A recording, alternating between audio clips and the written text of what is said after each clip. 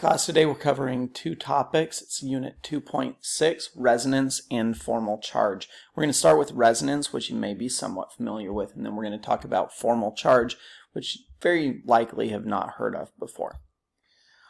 So, experiments show that ozone, which is O3 by the way, it has equal bond lengths and equal bond strengths, which implies that there's an equal number of bond pairs on each side of the central oxygen atom. That's what the experiments show. But if we were to just draw out the Lewis structure the way that we've learned to, you're going to get one of two things. You'll either get this structure or you'll get this structure. And we've said when you're just drawing Lewis structures, either one of those would be perfectly acceptable. So the Lewis structure shows a single bond and a double bond around the central oxygen. Well, to reconcile this experimental data and the theory with our Lewis structure, we draw resonance structures. By the way, that's what we've got down here. We have two resonance structures. That means it's two different ways of drawing the same molecule, where the only difference is which side of the atom the shared electrons are on, or the double bond in this case. We draw it as having a double bond and a single bond, but since there are equal bond lengths and strengths, they're not as pictured above. It's actually different than that. The bond is more like a bond and a half. So it's not two bonds on the left and one bond on the right, or one bond on the left and two bonds on the right, but both of the bonds are like 1.5 bonds in terms of the length and strength. We use double-edged arrows to indicate the resonance, and then sometimes we'll also show brackets, just like we do with polyatomic ions.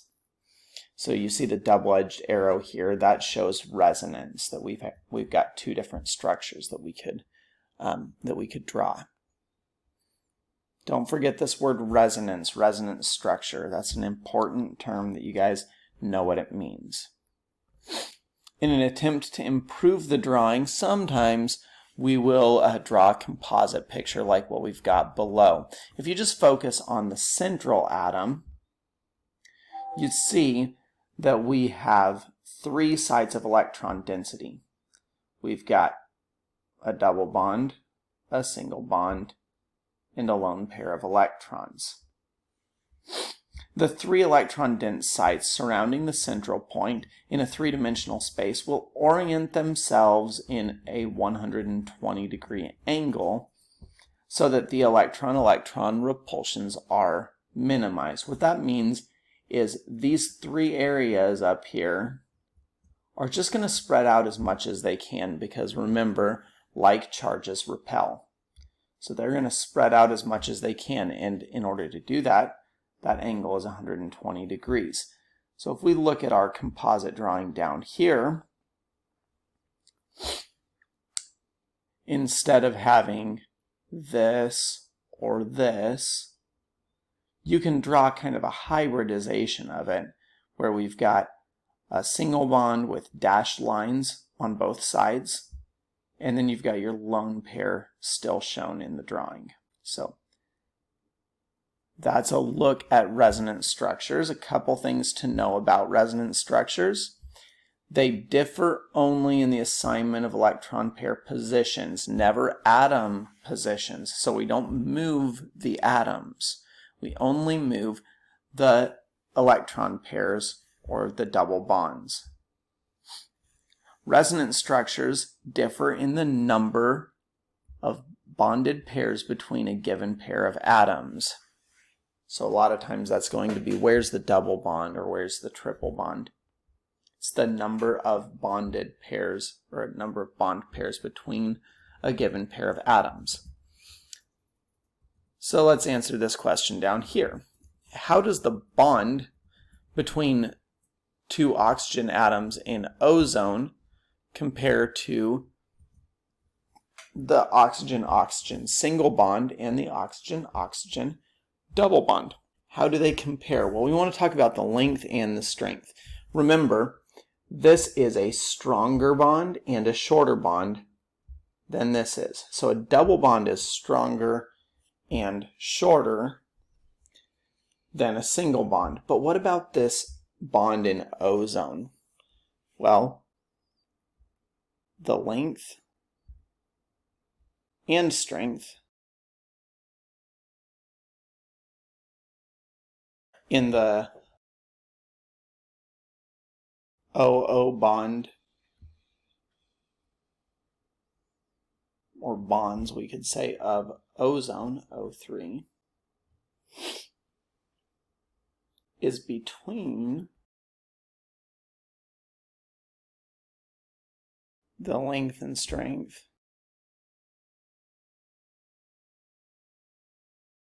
of an OO single bond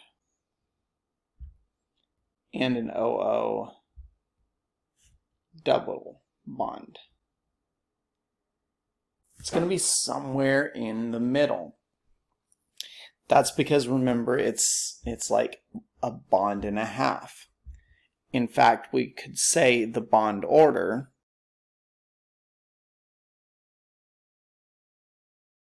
is 1 1/2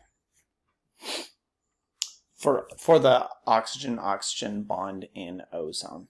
Let's look at another one.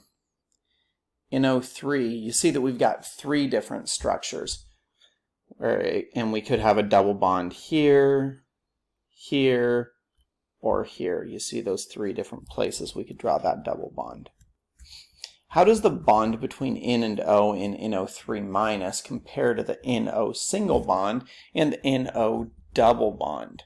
Just keep in mind that we've got this resonance going on, but all of the NO bonds, and we could write them like that, all of the NO bonds have equal length and strength. So really our only question is, how does that length and strength compare to the length and strength if it was a single bond or if it was a double bond? And what we can say is that the length and strength of the NO bond, which we can represent like that, in nitrate, is between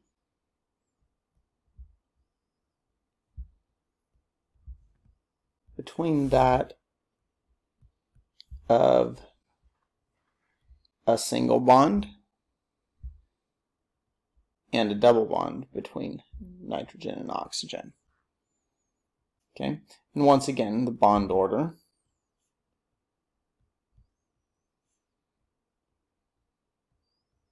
in that bond for the nitrate ion. Well, let's think about how we could figure out the bond order. Well, I've got 3 different areas, and I've got 3 different single bonds, but then I've got this other bond, this extra bond, that could be divided up amongst those 3. So each of these bonds has an order of 1 and some fraction. So we've got an extra bond that's shared amongst those 3. So the way we would say that is it actually has a bond order. The bond order in that NO dashed line bond for NO3 is actually 1 1/3 because it's divided evenly amongst 3 bonds. That extra bond is divided evenly amongst 3 bonds. Okay, let's look at the next one. Okay, how does the bond between carbon-carbon atoms in C6H6 compare to the carbon-carbon single bond and the carbon-carbon double bond?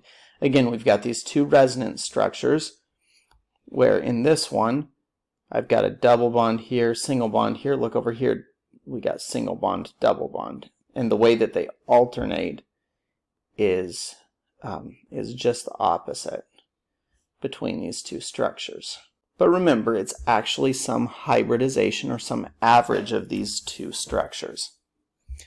So we could say the length and the strength of our carbon-carbon bonds in C6H6 are between the length and strength of carbon-carbon single bond and carbon-carbon double bond. Alright, and we're going to pause the video here. The next one we're going to talk about formal charge.